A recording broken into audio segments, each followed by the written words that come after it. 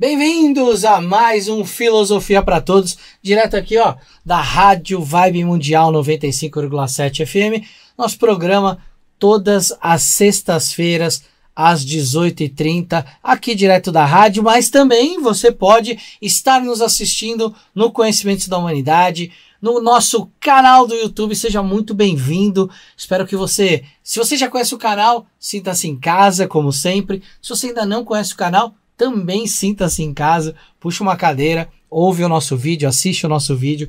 A gente tem muito conteúdo legal aqui no YouTube sobre vários assuntos que pertencem aos conhecimentos da humanidade. Então, curta, compartilha aí o vídeo, isso dá uma força legal pra gente. Bora então, qual que é a ideia do Filosofia para Todos, né, galera? A gente vem falando de filosofia aqui numa tentativa de trazer a filosofia para uma aplicação prática nossa do dia a dia.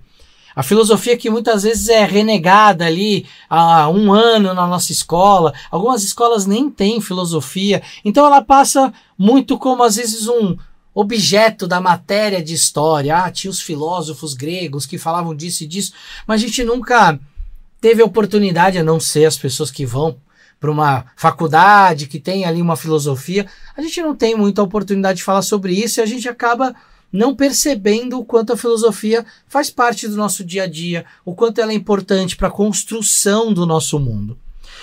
E aí, para isso, eu quero tratar com vocês de um tema hoje que tem uma ligação com a filosofia e que ele talvez seja um tema que seja pré-filosofia, um tema que ajudou a moldar a filosofia ou fazer com que a filosofia acontecesse. Esse tema é a mitologia. A gente fala bastante aqui no canal sobre mitologia, a gente aborda muitas mitologias, muitos contos, e hoje eu quero falar um pouco sobre mitologia, e eu vou cair num lugar comum, que é o tal do mito do herói, mas eu quero trazer algumas reflexões sobre isso para vocês hoje. Vou explicar para quem não conhece o mito do herói, calma que a gente chega lá. Eu quero começar provocando vocês sobre o que acontece com a humanidade quando começa o iluminismo.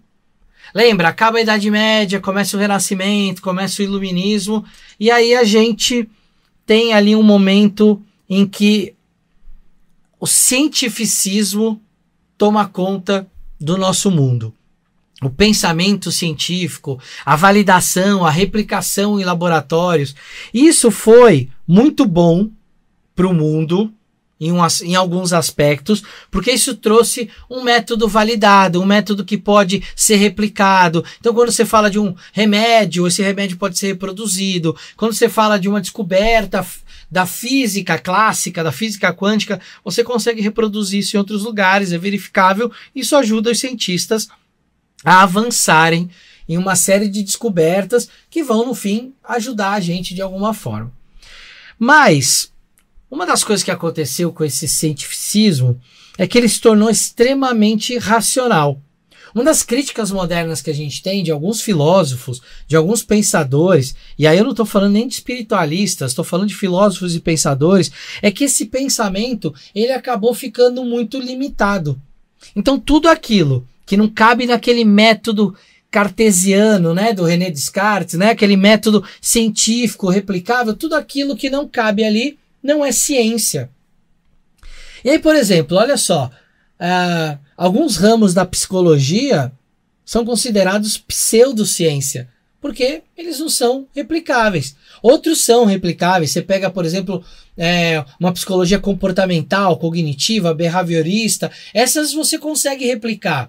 Então essas, teoricamente, são científicas, mas uma psicanálise, por exemplo, não é científica, mas vai falar para um paciente que durante um processo de psicanálise pode ter se curado de um trauma ou hoje está vivendo uma vida muito melhor do que a vida que tinha antes. E aí, a gente descarta isso? Será que a gente descarta a acupuntura, o Feng Shui, a massagem, a quiropraxia? Será que a gente vai descartando tudo? Algumas coisas já estão aí dentro do meio da ciência, conquistaram o seu lugar depois de muito tempo, mesmo sofrendo um preconceito, mas será que a gente não limitou também a nossa mente por causa desse cientificismo, essa razão materialista? E aí eu quero fugir um pouco disso, eu quero ir além e quero trazer algumas ideias. Então, por exemplo, tem uma frase que eu acho que é do Max Horkheimer. Me perdoem se eu estiver equivocado aqui, mas é uma frase que fala assim, que o mito ele já é a razão, assim como a razão remete à mitologia. Vamos entender um pouco essa ideia do que era mitologia. Nossos ancestrais, eles precisavam explicar a natureza. Para explicar a natureza, eles precisavam contar histórias para as gerações que vinham. E essas histórias, elas acabaram sendo refinadas. E assim nascem as mitologias. Quando a gente pega, por exemplo, a história do Hércules, né, o famoso herói grego, ele não é originalmente um único herói. Aquelas histórias eram histórias de regiões diferentes, contando feitos, talvez heróicos de verdade ou metafóricos, de lugares diferentes, e com o tempo aquilo sofreu um efeito de empilhamento. Aquilo foi empilhado na imagem de um herói que para os gregos era chamado de Alquíades ou Alcíades, e que para nós virou Hércules. Olha que legal. Então Hércules ele é uma conjunção de uma série de histórias que ensinavam lições morais através do mito. E essas histórias começaram a criar uma imagem de um cara chamado herói. E agora vindo um pouco mais para os nossos tempos, um cara chamado Joseph Campbell, ele começou a pesquisar sobre essa questão dos mitos de herói. Ele não é o primeiro a pesquisar sobre isso. A gente tem uma polonesa muito famosa que eu sempre tenho problema de falar o sobrenome dela, mas que ela começou a estudar isso. Depois a gente tem o Mircea Eliade, que é um cara que também ficou famoso por causa dos livros.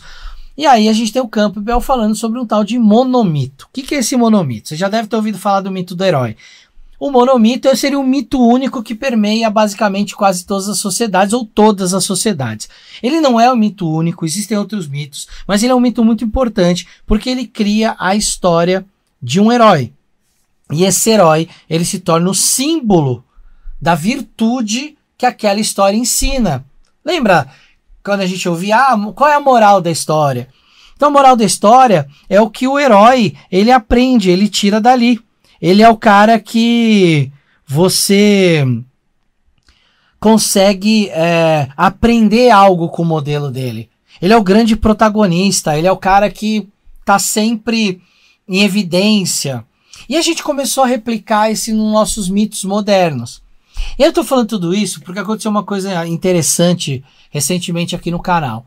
A gente estava entrevistando um convidado, e já faz um tempo isso, mas ele me lembrou de que, há uns anos atrás, eu participei da criação do argumento e do roteiro da primeira animação brasileira que entrou na plataforma do Disney Plus.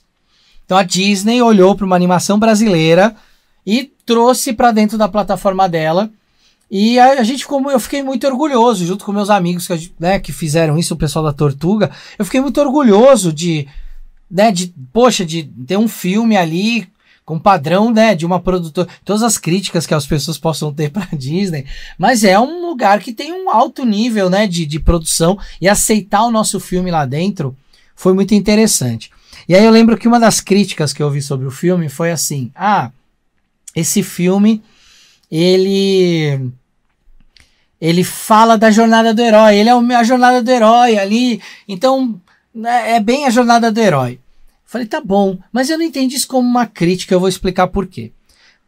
O que é a tal da jornada do herói? É uma estrutura narrativa que estava encaixada nos mitos, mas que a gente vê muito no cinema hoje em dia, que basicamente, assim, bem resumido, o herói é alguém que está ali com a sua vida pacata e de repente ele recebe um chamado.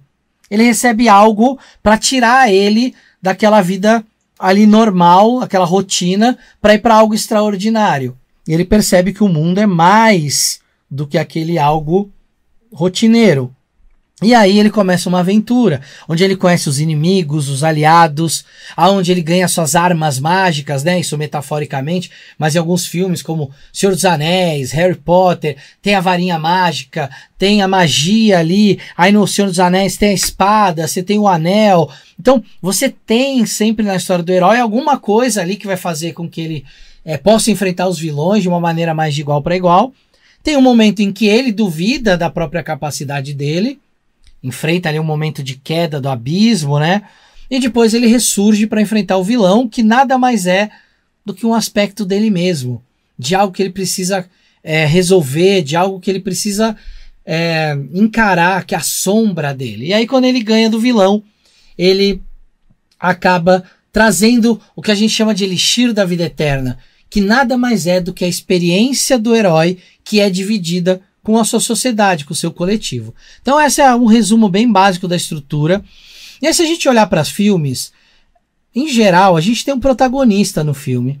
Esse protagonista está tendo a vida dele, acontece alguma coisa, e a partir dessa alguma coisa a vida dele começa a mudar, e em algum momento do filme ele vai ter que enfrentar essas mudanças, talvez ele se sinta inseguro, talvez ele se sinta atacado de alguma forma, e no final ele vence esse inimigo que pode ser externo, que pode ser interno, e aí ele aprende alguma coisa com aquilo, e a gente aprende alguma coisa junto com aquele filme, com aquela história em quadrinhos, com aquele livro.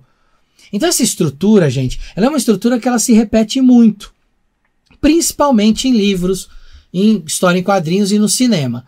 É realmente muito difícil criar um roteiro, por exemplo, em que você não fuja disso, em que você não consiga escapar dessa estrutura. Tem filmes que escapam ou que subvertem essa estrutura de uma forma que você não percebe ela ali acontecendo. Mas em geral ela acontece, ela aparece muito. Tem uma...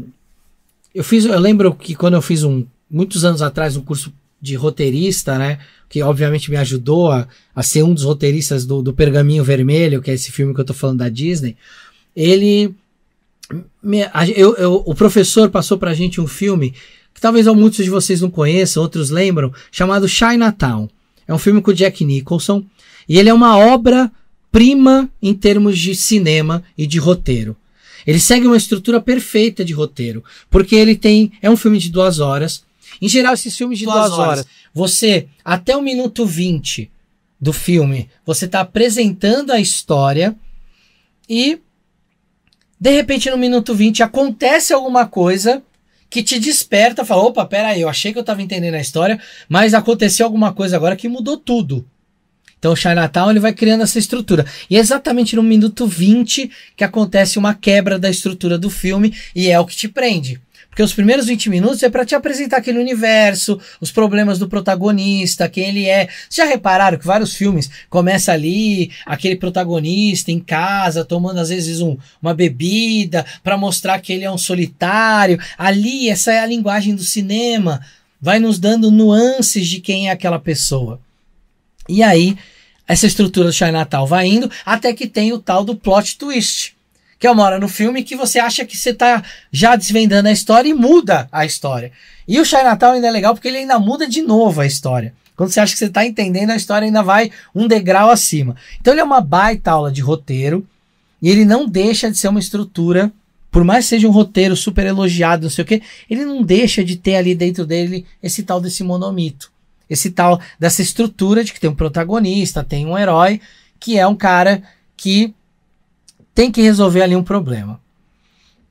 Esses contos, eles vão se reinventando. E aí, voltando, né? A crítica que eu falei, teve a crítica, é a jornada do herói, mas é... E eu fiquei muito feliz com isso, porque é um filme para criança, ele não é um filme voltado para adultos, a gente mirou ali numa faixa etária de 8 a 12 anos. Claro que eu, como adulto, adoro o filme, muitos adultos assistiram e adoraram, mas ele segue essa estrutura, em que a heroína tá ali na vida comum dela e que de repente ela vai para um mundo fantástico. E nesse mundo fantástico ela percebe que ela precisa enfrentar um problema e que ela tem responsabilidade para enfrentar esse problema. E aí no final tem ali um plot twist para dar um temperinho pro final. Mas acho que o grande lance, né, quando vem essa crítica do eles mantiveram a estrutura, o grande lance é o quanto a gente precisa disso.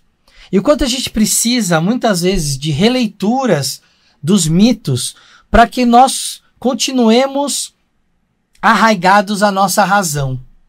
Para que a nossa vida não seja só presa numa materialidade. E para que a gente possa viver um pouco do lúdico, para que a gente possa viver um pouco do que é diferente, do que foge da realidade, da rotina, para que a gente possa fantasiar, para que a gente possa viajar um pouco num mundo diferente.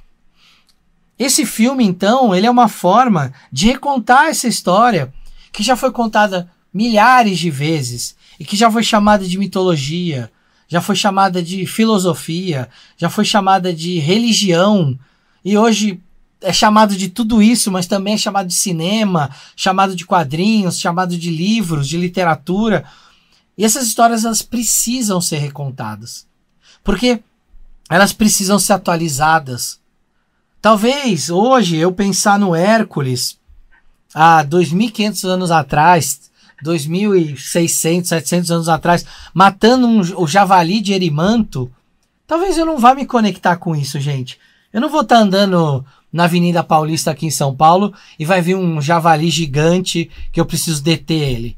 Eu não vou ter que acordar de manhã e falar assim, eu vou ali na caverna estrangular, dar um mata-leão no leão da Nemeia, caçar a corça da Serínia. Isso não acontece mais no nosso dia a dia. Nesse tipo de história é muito bonito dentro da mitologia, porque quando a gente entende a história que está por trás, a metáfora que está por trás, a gente saca que ali tem uma lição a ser aprendida. Mas, se eu não estou estudando mitologia comparada, não estou me aprofundando muito nisso, ou nem tive um professor de história no colégio que falou muito sobre a mitologia grega nessa profundidade, essas coisas vão me escapar para sempre. E aí eu vou criar uma mente racional, inclusive dentro do ambiente religioso. E é quando eu me fanatizo. Porque quando eu sou racional dentro de um ambiente religioso, eu interpreto uma escritura de forma racional. Ou seja, à risca. Não é uma forma dialética, não é uma forma cética que vai olhar para aquela escritura e tentar captar qual é a mensagem por trás daquilo. Essa racionalidade, quando ela cai no âmbito da ciência, ela é uma racionalidade que ela esteriliza o que está além do método científico. E quando ela cai na religião, ela esteriliza a beleza que a religião tem, a metáfora do que está por trás da religião. E aí isso faz com que você esterilize a capacidade de alcançar o nível místico que a religião te propõe. Quando a gente então faz essas releituras, reconta essas histórias, ensina para as crianças que a jornada do herói ela continua com uma roupagem nova, a heroína do Pergaminho Vermelho, a Nina, ela é uma skatista. Ela é uma menina que tá ali, sabe, é meio radical, ela gosta de esporte radical, ela gosta de skate, ela é uma menina de hoje, é uma menina que pode fazer o que ela quiser. Então, para uma menina que vê isso, ela se vê como herói, ela se reconhece. Para um menino que também vê isso, ele também se vê como herói da história, ele também se reconhece. E aí você traz elementos que são importantes para essas crianças entenderem o mundo onde elas estão inseridas. E para os adultos mais espertinhos também, que vão captar desde filmes infantis até filmes de animação, por exemplo, um pouco mais adultos, vão captar grandes lições.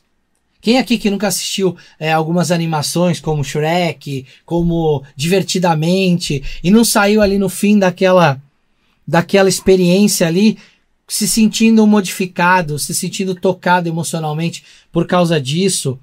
Então, a gente tem que se permitir viver as nossas jornadas do herói e a gente precisa das referências. E aí, né, quando você recebe uma crítica, poxa, o filme tá... Fala, cara, que legal. Isso não é uma crítica destrutiva.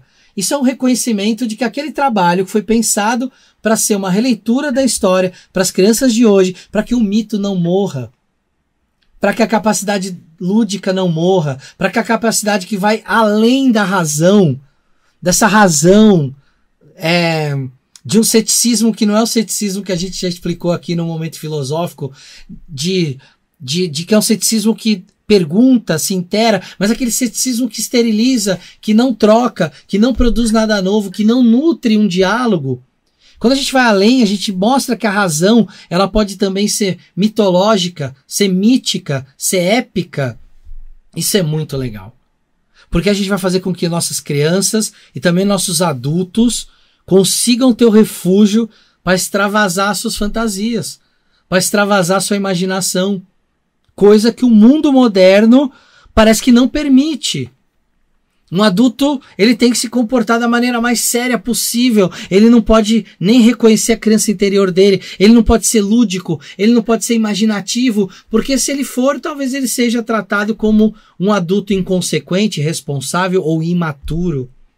E às vezes é uma pessoa extremamente madura, mas ela gosta de ter o lado, de extravasar a fantasia dela para isso. 1000 vezes mais uma pessoa extravasando as fantasias dela numa imaginação, em algo lúdico, do que ela não extravasando isso e se prendendo dentro dela, e se tornando um recalque, se tornando algo ruim, que leva a uma depressão, que leva a um desânimo, que leva a uma não vontade de viver. Por quê? Por que ela viveria mesmo? Se ela não pode expressar a natureza dela, o que está além da natureza dela, a razão dela e o que está além da razão dela. Se ela não pode expressar quem ela é de verdade, dá pra gente culpar uma pessoa que não tem vontade de viver? Não dá, né? Essa pessoa não está sendo ela, não consegue colocar os desejos dela para fora, essas fantasias dela, de uma maneira sadia, de uma maneira que possa ser expressa. Então a jornada do herói, o mito, a mitologia, o mito é a razão, né? Porque ele é também a razão. Não só a racionalidade e a lógica são componentes da razão. A imaginação também é um componente da nossa razão. Se a gente não imaginasse as coisas, a gente não criaria as coisas. Se a gente não sonhasse com as coisas não existiriam. Se um dia alguém não tivesse sonhado com a lâmpada elétrica, se alguém não tivesse sonhado com o automóvel, com a roda, com a ferradura, com o arado, tem algumas dessas coisas que se alguém tivesse sonhado com isso, talvez você não estivesse aqui. Talvez eu não estivesse aqui. Talvez muitos de nós não estivéssemos aqui. Então a gente precisa entender que a razão pela razão não é um bom caminho. A gente pode se permitir viver nossas mitologias, acreditar nas nossas fantasias, colocá-las de uma maneira saudável para fora. A mitologia, ela é uma das mães da filosofia.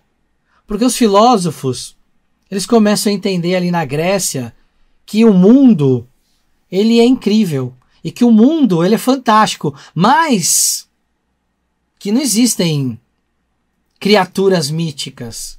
Né? Na mitologia grega, eles acreditavam que em ilhas distantes existiam ciclopes, existiam centauros, existiam sereias. E quando começam a ter contato com outros povos, né, através do comércio, da navegação, alguns começam a olhar e falar assim, não era isso. A gente tinha uma visão meio fantasiosa do que era aquilo. Mas isso não mata a nossa visão de mundo. Isso, na verdade, tem que estimular que a nossa visão de mundo seja mais ampliada. E aí vão nascer coisas como a cosmologia, a cosmogonia, vão nascer coisas como a filosofia, como a ontologia, como ideias que vão falar do ser, vão falar do universo, vão falar de um ambiente muito mais extenso. E de quem nós somos nessa história, nesse ambiente onde a gente está. Então, se esterilizar de alguma forma por causa de um pensamento muito racional é muito ruim, gente. Da mesma forma que a gente viver só na fantasia e não conseguir pôr o pé no chão. Acho que um grande equilíbrio entre essa razão da imaginação, essa razão da mitologia e a razão lógica, racional, mais materialista, elas são muito importantes. Porque é assim que a gente consegue conciliar a ciência e a religião. É assim que a gente consegue conciliar a fé e a razão. São assuntos que parecem tão distantes, tão diferentes, mas que acabam convergindo dentro de nós. Nós temos as nossas crenças, por mais que elas sejam científicas. Nós temos as nossas ciências, por mais que elas sejam religiosas. Essa metafísica, esse pensamento religioso de alcançar o que está além, de buscar o que é místico, o que é esotérico, o que é exotérico, é muito importante para o ser humano. Assim como a razão. Assim como trazer para a razão racional a explicação para certas coisas. Como compreender certas emoções através da razão. Por que eu estou sentindo isso? Por que estou agindo desse jeito? Pensa nisso. Reflete sobre isso. Sobre a sua capacidade de ser imaginativo, viver o seu lado lúdico e também ser racional. De viver com um pé no espírito e um pé na matéria. Porque é isso que o mito propõe.